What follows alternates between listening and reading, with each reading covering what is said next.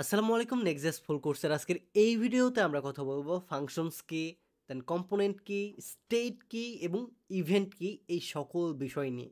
So এই ভিডিওটা অনেক বেশি এক্সাইটেড এবং ইন্টারেস্টিং হবে, সেই সাথে একটু লং হবে। আশা করি সবাই ধৈর্য ধরে ভিডিওটা দেখবেন। অ্যান্ড এক ভিডিওতে অনেক জিনিস যেহেতু কভার করব, সো এইটার জন্য একটু ডিস্ট্র্যাক্ট হতে পারেন। সো আশা করি সবাই এই টপিকটাতে মনোযোগ দিয়ে দেখবেন, কারণ এই টপিকগুলোই হচ্ছে বেসিক ফান্ডামেন্টাল কনসেপ্ট, যেগুলো না জানলে পরবর্তীতে আপনি কোনো কাজই করতে পারবেন না। তো সবার শুরুতে চলুন ফাংশন জিনিসটা কি নেক্সট.js এই বিষয়টা নিয়ে কথা বলি। ফাংশন অ্যান্ড কম্পোনেন্ট বেসিক্যালি দুইটাই একই জিনিস বলা চলে। আমি যদি আমাদের ফাইল স্ট্রাকচারটা ওপেন করি এই জায়গাতে, সো রাইট নাও এই যে আমরা একটা পেজ দেখতে পাচ্ছি, একটা পেজের ভেতরে এক্সপোর্ট ডিফল্ট বলতেছে, দেন ফাংশন হোম এই নামে একটা স্ট্রাকচার ক্রিয়েট হয়েছে, রাইট? সো এই যে স্ট্রাকচার, এটাকে আমরা একটা ফাংশন বলতে পারি এবং এই সেম জিনিসটাকে আমরা কম্পোনেন্টও বলতে পারি। বেসিক্যালি এই জিনিসটা একটা স্পেশাল ফাংশন, যেটাকে আমরা কম্পোনেন্ট বলি। এখন কম্পোনেন্ট জিনিসটা কি? কম্পোনেন্ট হচ্ছে এরকম একটা জিনিস যা একটা ওয়েবসাইটের পার্ট হিসেবে ব্যবহৃত হয়। লেটসে আমাদের youtube.com বা লেটসে আমাদের habluprogramer.com, আমাদের নিজেদের ওয়েবসাইটে যদি আমরা যাই, এই জায়গাতে আমাদের ওয়েবসাইটটা দেখেন, এখানে শুরুতে আছে আমাদের একটা ন্যাপবার, রাইট? দেন আমাদের আছে একটা হিরো সেকশন, দেন এইটার পরে আমাদের আওয়ার সার্ভিস একটা সেকশন আছে, দেন এইটার পরে আমাদের আমাদের সম্পর্কে অ্যাবাউট হাবলু প্রোগ্রামার সম্পর্কে আরেকটা পার্ট আছে। এভাবে কয়েকটা পার্টে কিন্তু এক একটা ওয়েবসাইট বিভক্ত। সো এই যে এক একটা পার্ট, এই এক একটা পার্টকে স্পেসিফিক এক একটা পেজে রাখাকে বলা হয় কম্পোনেন্ট। অর্থাৎ এই যে ন্যাপবার একটা জায়গায় রাখছি, ন্যাপবার যখন একটা স্পেসিফিক স্পেশাল ফাংশনের ভিতরে রাখবো এবং এটাকে ডিজাইন করব, তখন এটাকে একটা কম্পোনেন্ট বলা হবে। দেন আমাদের হিরো সেকশন যখন স্পেসিফিক এমন একটা পেজে ক্রিয়েট করব, তখন এটাকেও একটা কম্পোনেন্ট বলা হবে। অর্থাৎ একটা ওয়েবসাইটের যত পার্ট থাকে সেই সকল জিনিসকে আমরা কম্পোনেন্ট বলে থাকি, এবং এই ধরনের অসংখ্য কম্পোনেন্টের সমন্বয়ে তৈরি হয় আমাদের একটা ফুল স্ট্যাক বা ফ্রন্ট এন্ড প্রজেক্ট। আশা করি ফাংশন এবং কম্পোনেন্ট জিনিসটা কি এটা বুঝতে পেরেছেন। সো রাইট নাও এখন আমরা আমাদের নর্মাল ফাংশন ক্রিয়েট করব। এই যে এইখানে আমরা যে ফাংশনটা দেখতেছি, এটা তো হচ্ছে একটা স্পেশাল ফাংশন যেটাকে আমরা কম্পোনেন্ট বলতেছি।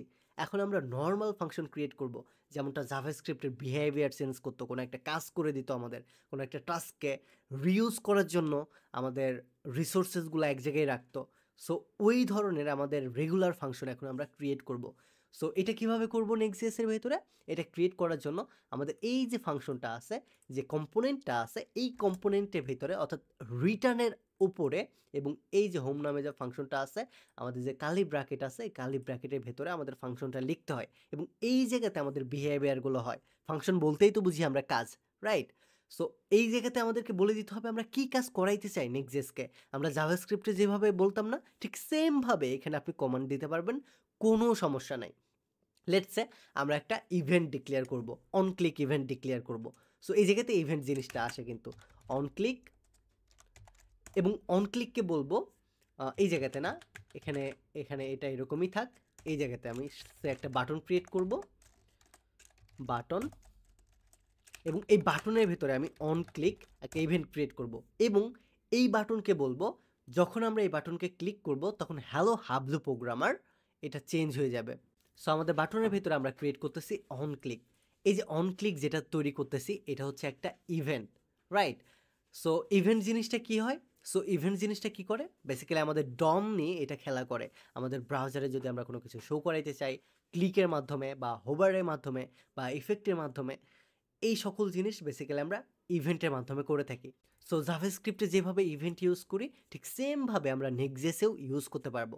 সো আশা করি নেক্সট.js-এর ইভেন্টটা কি এটাও আপনারা বুঝতে পেরেছেন। এখন আমরা নেক্সট.js-এর ইভেন্ট ইউজ করে আমরা যখন এই বাটনে ক্লিক করব, তখন এই জিনিসটা আমরা আমাদের অ্যালার্ট দিয়ে আমাদের ব্রাউজারে শো করবে, হ্যালো হাবলু প্রোগ্রামার এই লেখাটা এই জায়গায় শো না করে আমাদের ব্রাউজারে এই বাটনে ক্লিক করার পরে শো করবে। সো এই কাজটা করার জন্য সো এই জায়গাতে এখন আমরা নর্মাল একটা ফাংশন ডিক্লেয়ার করব, যেটা আমরা বলেছিলাম একটা কাজ করাবো। এটা থেকে যে জিনিসটা আমরা আগেও বলেছিলাম যে একটা কাজ করাবো।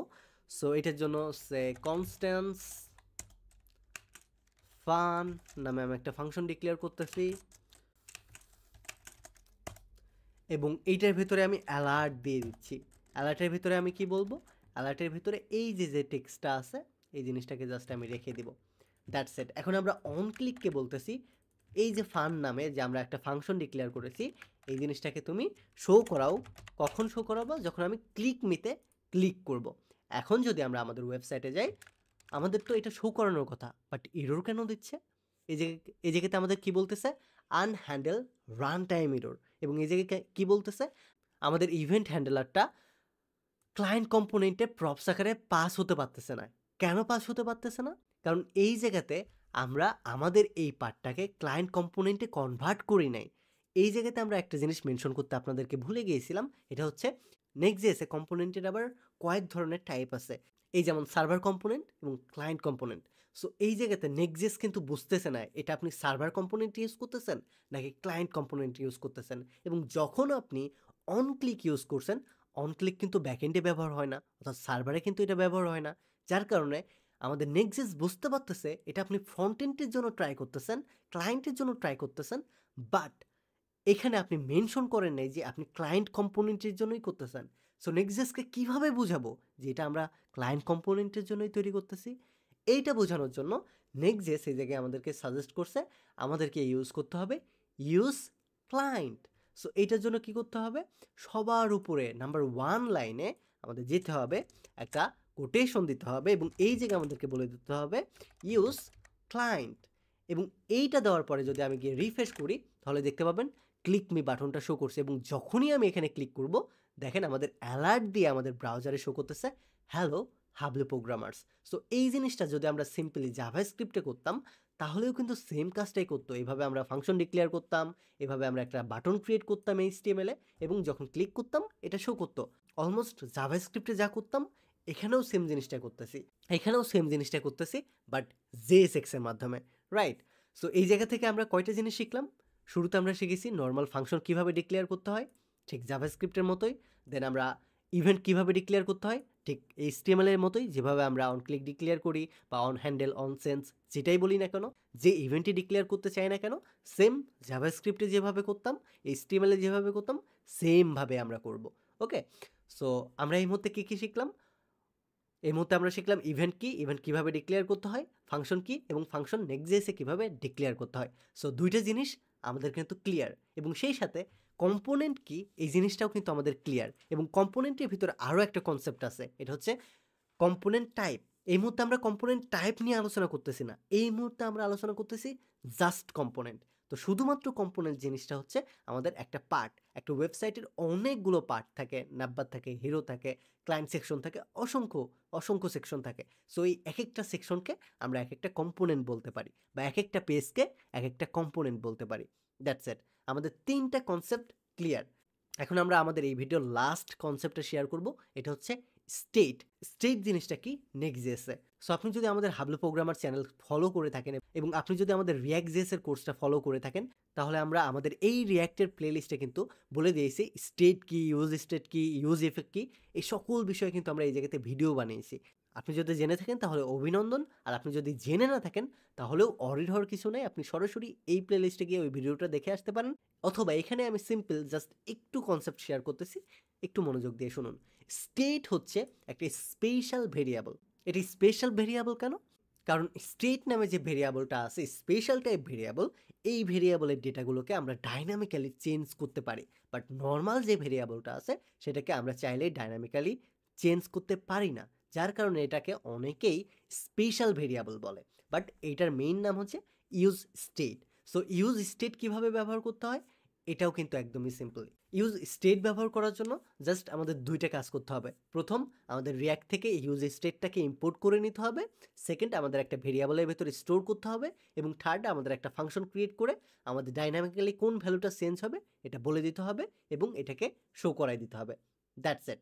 সো এই কনসেপ্টটা ক্লিয়ার করার জন্য আমরা এই এসআরসি অ্যাপের ভেতরে গিয়ে একটা নিউ ফাইল ক্রিয়েট করব এবং এই জায়গাতে state.jsx নামে একটা ফাইল ক্রিয়েট করব এবং এই জায়গাতে আরএফসি দিয়ে আমরা একটা কম্পোনেন্ট তৈরি করব এবং এই কম্পোনেন্টের ভেতরে আমরা নর্মাল একটা স্ট্রাকচার আগে বিল্ড করে কানেক্টেড করে নিব আমাদের ওই pages.jsx এর সাথে, যেন আমরা আমাদের এটা ব্রাউজারে শো করতে পারি। সো কিভাবে কানেক্টেড করব? সবার আগে আমি লিখে নিই, দিস ইজ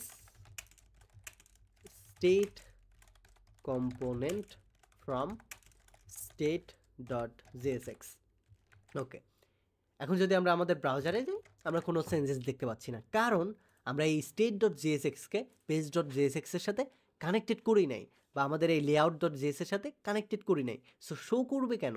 আমরা যখন একটা নতুন কম্পোনেন্ট ক্রিয়েট করব, লাইক এরকম বা এরকম, তখন অবশ্যই আমাদের এই কম্পোনেন্টটাকে আমাদের এই লেআউটের সাথে অথবা page.js এর সাথে আমাদের কানেক্টেড করে দিতে হবে। কিভাবে কানেক্টেড করব? সবার শুরুতে আমাদেরকে ইম্পোর্ট করতে হবে। কাকে ইম্পোর্ট করতে হবে?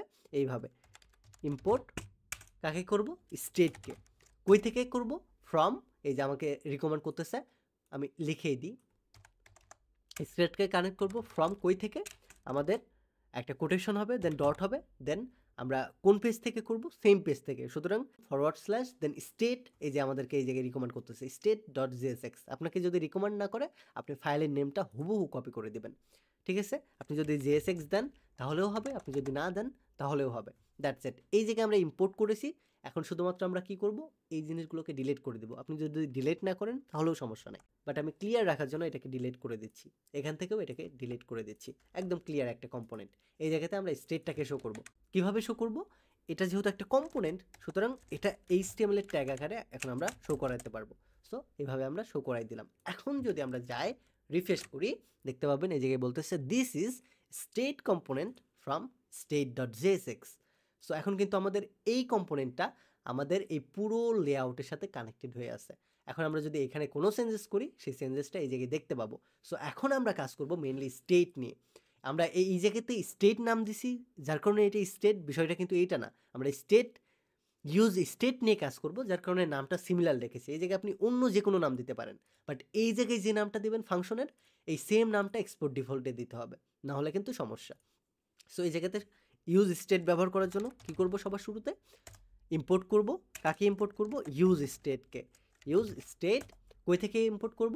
ফ্রম রিয়াক্ট থেকে। That's it. আমরা ইম্পোর্ট করার পরে এখন এটাকে ইউজ করব। কোথায় ইউজ করব? আমাদের এই যে স্টেট নামে যে ফাংশন ডিক্লেয়ার করেছি, বা আপনি যে নামে ফাংশনটা ডিক্লেয়ার করেন, এই রিটার্নের আগে এবং ফাংশনের ভেতরে এটাকে ডিক্লেয়ার করতে হবে। তো সবার শুরুতে স্টেট ডিক্লেয়ার করার জন্য কি করতে হয়? ইম্পোর্ট করতে হয়, দেন আমাদের একটা ভেরিয়েবলের ভিতরে এটাকে স্টোর করে রাখতে হয়। সো এটার জন্য কনস্ট্যান্টসকে কল করব, দেন আমি সে ভ্যালু নামে একটা ভেরিয়েবল ডিক্লেয়ার করব এবং সেট ভ্যালু নামে একটা ফাংশন ক্রিয়েট করব, এবং এইটার পরে আমরা আমাদের এই ইউজ স্টেটটাকে জাস্ট এই জায়গায় রেখে দেব। সো রাইট নাও এই জায়গাতে আমরা একটা ফাংশন ডিক্লেয়ার করব, এবং এই জায়গাতে আমরা কি আপডেট করে দিব? আমাদের এই যে সেট ভ্যালুটা আছে, এই সেট ভ্যালুর ভিতরে আমাদের এই যে সেট ভ্যালুটা আছে, এই সেট ভ্যালু ফাংশনের ভিতরে কি হয়ে যাও, এই ভ্যালু তুমি চেঞ্জ হয়ে যাও এবং এক এক করে যোগ করো। কই থেকে? এই ইউজ স্টেটে আমরা সে একটা ডেমো ভ্যালু দিয়ে দিচ্ছি 0। 0 থেকে এক এক করে যোগ করবে, এবং পরের বার রিরেন্ডার করে এগেন আমাদের 1 থেকে 1 যোগ করবে, তাহলে হয়ে যাবে 2, এবং এগেন আমাদের রিরেন্ডার করে এভাবে এক এক করে বাড়াইতেই থাকবে, বাড়াইতেই থাকবে, বাড়াইতেই থাকবে। সো এই জায়গাতে আমরা সবার শুরুতে ইউজ স্টেটকে ডিক্লেয়ার করলাম, দেন এখানে সেট ভ্যালু করলাম, এবং এই ভ্যালুটাকে এক এক করে যোগ করতে বললাম, এবং এই যে আমরা উপরে জায়গায় অ্যাড নামে একটা ফাংশন ডিক্লেয়ার করলাম, এই ফাংশনটাকে এখন আমরা অন ক্লিক নামে একটা ইভেন্টের মাধ্যমে রাখবো, যেটা থাকবে একটা বাটনের ভিতরে, এবং এই জায়গায় বলে দেবো যখন আমরা অন ক্লিক করবো এই বাটনকে, শুধুমাত্র তখনই তুমি আমাদের এই ভ্যালুটা এক এক করে অ্যাড করো। So add value, that's it, এবং এই জায়গাতে তুমি অ্যাড করে শো করো। সো এটার জন্য প্যারাগ্রাফ ট্যাগ ইউজ করতেছি। সো ভ্যালু ইজ অ্যাডেড, এবং এই জায়গাতে আমরা কি দিব? এই জায়গাতে আমরা আমাদের এই যে ভ্যালু নামে যে ভেরিয়েবলটা এই জায়গায় ডিক্লেয়ার করেছি, এই জায়গায় দিয়ে দিব। That's it. এখন আমাদের এই ইউজ স্টেটের যে 0 ভ্যালুটা আছে, এটা এই সেট ভ্যালুতে এসে এক করে যোগ করবে, এবং এই সেট ভ্যালু এই ডেটাটা এই জায়গায় নিবে, এই জায়গা থেকে এই জায়গায় সেন্ড করবে, এবং এই ভ্যালুটা এই জায়গায় এসে শো করবে, এবং এই ফাংশনটা তখনই ট্রিগার্ড হবে যখন আমরা অন ক্লিকে ক্লিক করব। That's it. এইটা করার পরে যদি আমরা আমাদের ওয়েবসাইটে গিয়ে একটা রিফ্রেশ করি, এই জায়গায় বলতেছে ভ্যালু ইজ অ্যাডেড 0। যখনই আমরা অ্যাড ভ্যালুতে ক্লিক করব, এই জায়গাতে আমাদের শো করতেছে 1। যখনই এগেন আমরা ক্লিক করব, এই জায়গাতে আমাদের 2 শো করতেছে। এইভাবে যতবার আমরা ক্লিক করব ততবার এক এক করে কিন্তু আমাদের যোগ করতেছে। সো এই যে আমাদের ডাইনামিক্যালি ভ্যালুটা ইনক্রিজ হচ্ছে, এই জিনিসটাই হচ্ছে মেইনলি ইউজ স্টেটের ফলে। আমাদের যদি এই জিনিসটা নর্মাল একটা ভেরিয়েবল হতো তাহলে কিন্তু এটা হতো না, তাহলে কিন্তু এই জিনিসটা হইতো না। বাট এটা যেহেতু ইউজ স্টেট থেকে আসতেছে, যার কারণে এটা ডাইনামিকভাবে ভ্যালুটা পরিবর্তন করতে পারতেছে। এই জায়গাতে যদি আমরা সংখ্যা পরিবর্তন না করে টেক্সট পরিবর্তন করতে চাইতাম, তাহলে সেটাও কিন্তু সম্ভব হতো। এই জায়গায় তখন আমরা কি করতাম, এই জায়গায় তখন আমরা সরাসরি বলে দিতাম যে এই জায়গাতে সেট ভ্যালু ইজ ইকুয়াল, এই জায়গাতে একটা সে, এই জায়গাতে ইউজ স্টেট হিসেবে নর্মালি থাকবে তোমার হাবলু প্রোগ্রামার, এই জায়গাতে থাকবে হ্যালো। আমি যদি এখন যাই, এই জায়গায় বলতেছে হ্যালো হাবলু প্রোগ্রামার, যখন আমি চেঞ্জ নাম দিব, এই জায়গাতে ভেরিয়েবলটা চেঞ্জ করে দিব, চেঞ্জ নেম, যখন আমরা চেঞ্জ নেমে ক্লিক করব তখন এইটা চেঞ্জ হয়ে যাবে আমাদের হ্যালো এভরিওয়ান। এখন যদি আমি যাই রিফ্রেশ করি, চেঞ্জ নেমে যদি ক্লিক করি, তাহলে দেখতে পাচ্ছেন হ্যালো হাবলু প্রোগ্রামার থেকে হয়ে যাচ্ছে হ্যালো এভরিওয়ান। সো এইভাবে আপনি চাইলে শুধু যে কাউন্টিং করতে পারবেন, ইনক্রিজিং ডিক্রিজিং করতে পারবেন, ব্যাপারটা কিন্তু এমন না। আপনি ইউজ স্টেট ব্যবহার করে যে কোনো ডেটার ভ্যালু পরিবর্তন করে ফেলতে পারবেন ডাইনামিক্যালি। সো আশা করি এই ভিডিও থেকে আপনার ক্লিয়ার হয়েছে স্টেট কি, ইভেন্ট কি, ফাংশন কি এবং কম্পোনেন্ট কি। এবং আমাদের এই ভিডিওটা এই পর্যন্তই থাকবে। যদি আপনার কোনো বিষয়ে কোনো সমস্যা থাকে তাহলে প্রশ্ন করতে ভুলবেন না। আর আপনার যদি স্টেট নিয়ে আরও ডিটেলসে জানার প্রয়োজন হয়ে থাকে, তাহলে আপনি আমাদের রিঅ্যাক্টিভ টিউটোরিয়ালগুলো দেখে আসতে পারেন, কারণ সেই জায়গাতে আরও ডিটেলসে কনসেপ্টগুলো শেয়ার করা আছে। সো এই ভিডিওটা এই পর্যন্তই থাকবে। ধন্যবাদ। Take a risk.